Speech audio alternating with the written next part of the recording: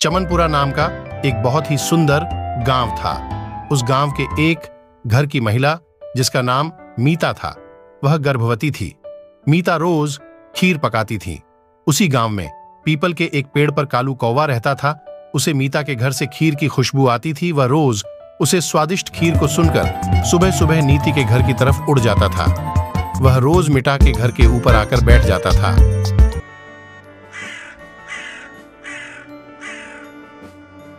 कालू कौवे, मुझे पता है कि तू खीर की लालच में यहाँ आया है, लेकिन तुझे पता नहीं है कि मैं सारा खीर खा जाऊंगी और तेरे लिए चावल का एक भी दाना नहीं छोड़ूंगी।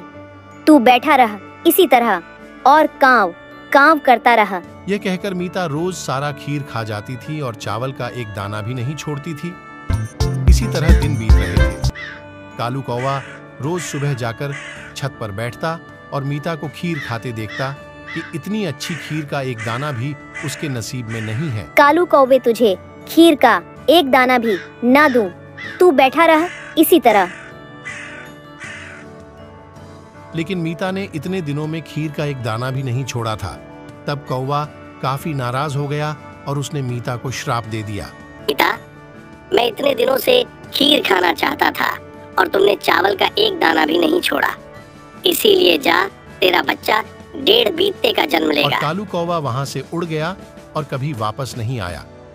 इधर मीता को एक बहुत ही प्यारा बच्चा हुआ, लेकिन वह बच्चा एक 1.5 बित्ते का था। परंतु वह बच्चा जन्म लेते ही दौड़ने तथा बोलने लगा और मीता के सारे कामों में हाथ बंटाने लगा।